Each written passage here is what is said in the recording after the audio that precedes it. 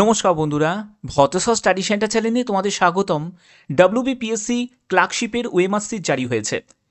তোমরা দেখে নিয়েছো ওএমআর সিটে তোমাদের স্কোর কত। যারা যারা দেখোনি তারা অবশ্যই চেক করে নেবে। তোমরা অবশ্যই কমেন্টে জানাবে যে তোমাদের স্কোর কত এবং তোমার কাস্ট কি, সেটাও কিন্তু তোমরা জানাবে। তো চলো আজকের ভিডিওর মেন বিষয়বস্তুতে চলে যাচ্ছি। আজকের ভিডিওর মেন বিষয়বস্তু হচ্ছে তোমাদের ম্যাক্সিমাম কমেন্ট আসছে, সেটা হলো ডব্লিউবিপিএসসি ক্লার্কশিপ পরীক্ষার ফাইনাল কাট অফ কত যেতে পারে, ডব্লিউবিপিএসসি ক্লার্কশিপ মেন পরীক্ষার জন্য কত নম্বরের টার্গেট রাখতে হবে, সেটাও তোমরা জানতে চাইছো। তো ভিডিওটা প্রত্যেকের জন্য খুবই ইম্পর্টেন্ট হতে চলেছে। যারা তোমরা মেন এক্সাম দেবে তাদের জন্য কংগ্রাচুলেশনস। যারা যারা সুযোগ পেয়েছো মেনের জন্য, কারণ মেনের জন্য ভালোভাবে তোমাদের কিন্তু খাটতে হবে, হাতে কিন্তু বেশি দেরি নেই। তো দেখো, তোমাদের মেন এক্সামের জন্য বেশি কিন্তু হাতে সময় পাবে না। ডিসেম্বর মাসের মধ্যেই তোমাদের মেন এক্সাম হয়ে যাবে। হাতে বলতে গেলে 45 থেকে 50 দিনের মতো হাতে আর সময় আছে। এর মধ্যেই কিন্তু তোমাদের মেনের জন্য নিজেকে প্রস্তুত করে নিতে হবে। ওকে, তোমাদের কত কি কাট অফ যেতে পারে আমি সেই ব্যাপারে চলে যাচ্ছি। এর জন্য আমি এই যে অফিসিয়াল একটা নোটিশ, আমি আগের যে 2019-এ যে নোটিশটা আমি এখান থেকে ডাউনলোড করে নিয়েছি। তো মূল বিষয়ে যাওয়ার আগে তোমরা কিভাবে ওএমআর শিট চেক করবে সেটা একবার দেখিয়ে দিই। তো দেখো, ওএমআর শিট চেক করার জন্য একদম পিএসসির অফিসিয়াল সাইটে চলে আসবে। তোমরা এরকম ডান দিকের কর্নারে তোমরা দেখতে পাবে ওএমআর সিটের জন্য তোমাদের লিঙ্ক একটি অ্যাক্টিভ হয়েছে, view OMR for clerkship examination part 1। তোমরা অবশ্যই কমেন্টেও জানাবে যে তোমাদের পার্ট 1-এ ওএমআরে তোমাদের কত স্কোর দেখাচ্ছে, সেটা কিন্তু অবশ্যই কমেন্টে জানাবে।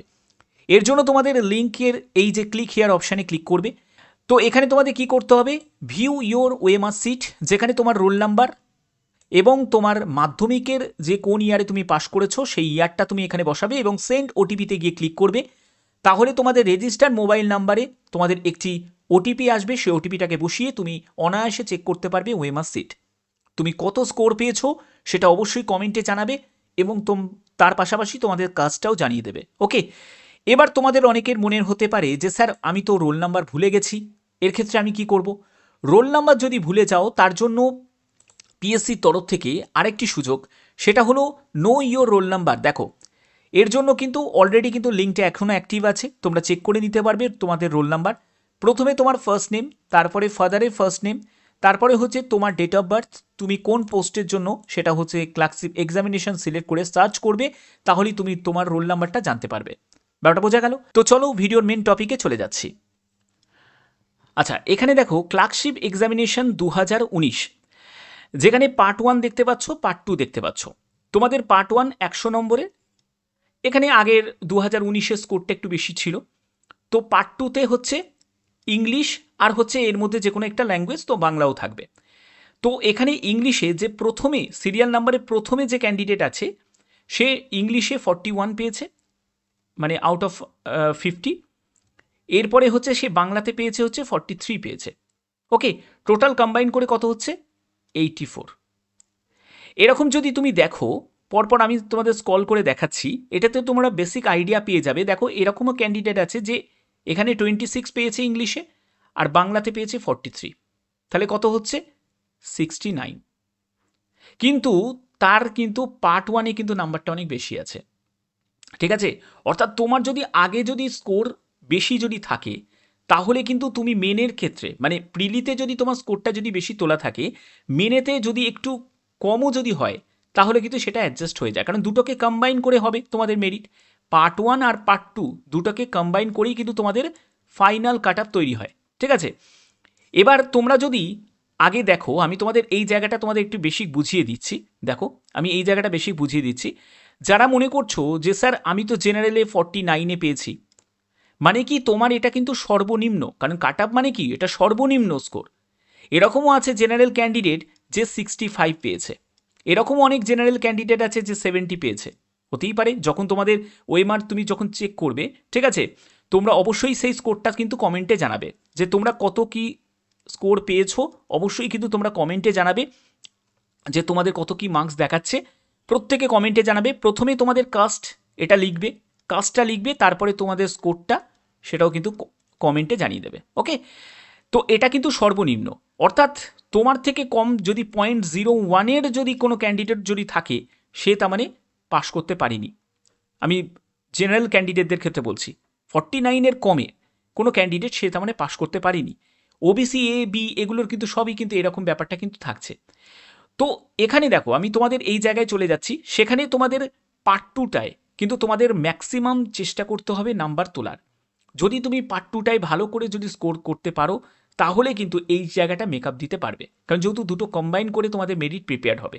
ওকে, যেমন দেখো একটা জায়গা তোমাদের দেখাচ্ছি, এই ক্যান্ডিডেট 100-র মধ্যে 76.33 পেয়েছে। সে কিন্তু মানে মেন পরীক্ষায় অর্থাৎ পার্ট 2তে কিন্তু 42 অর্থাৎ এখানে 84 পেয়ে গেছে।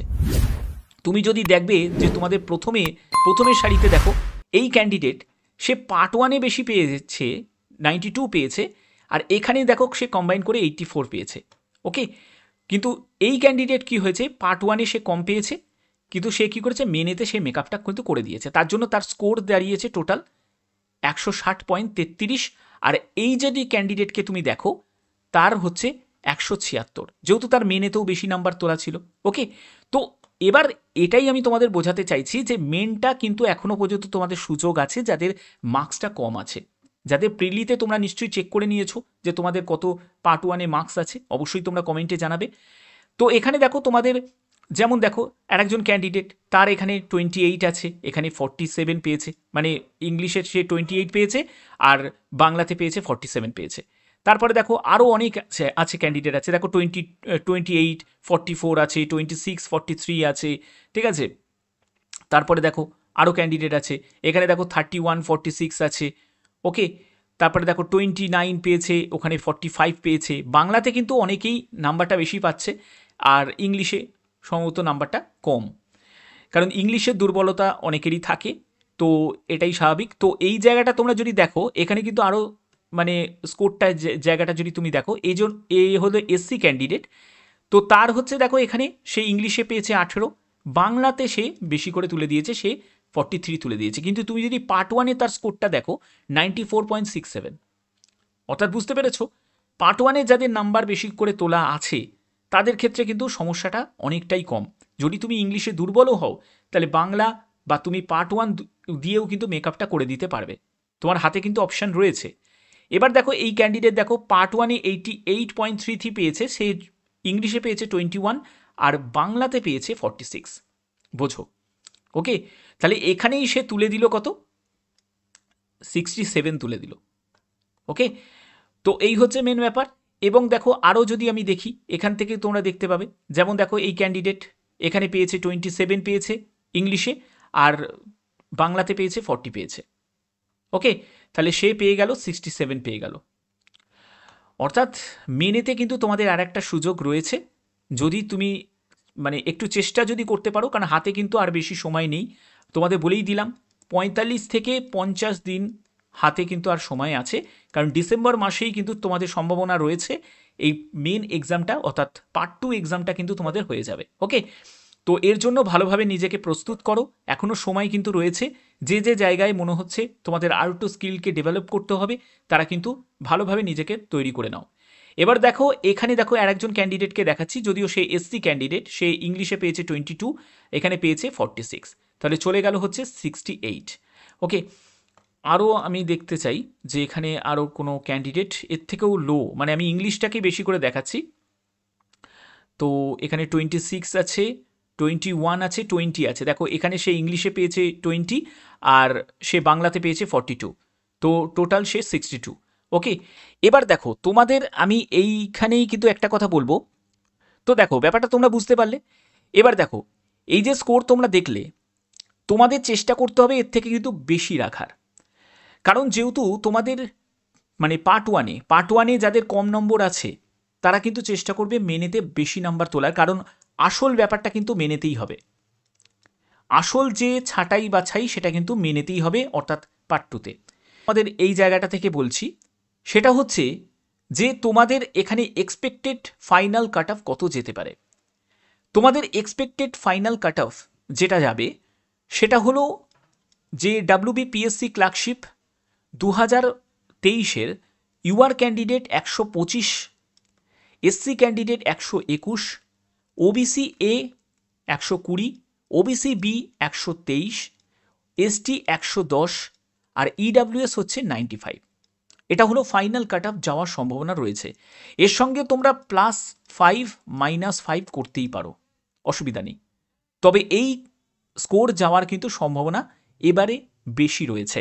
ওকে, যদি ভিডিওটা ভালো লাগে অতি অবশ্যই বলবো ভিডিওটাতে একটি লাইক করবে, চ্যানেলটিকে সাবস্ক্রাইব করবে এবং তোমার স্কোর কত হয়েছে তোমরা অবশ্যই ওএমআর চেক করে তোমাদের স্কোরটা তোমরা কমেন্টে জানাবে। প্রথমে জানাবে তোমার কাস্ট, তার সাথে তোমাদের স্কোরটা জানিয়ে দেবে। ওকে, তো আশা করছি এই ভিডিওর মাধ্যমে সম্পূর্ণ গুরুত্বপূর্ণ আপডেট তোমাদের কাছে পৌঁছে দিতে পারলাম। যদি ভিডিওটা ভালো লাগে অতি অবশ্যই ভিডিওটাতে একটি লাইক করবে, চ্যানেলটিকে সাবস্ক্রাইব করে বেল আইকনটাকে অল করে রাখবে। তোমাদের জীবন শুভ হোক। এখনের মতো এটুকুই, টাটা।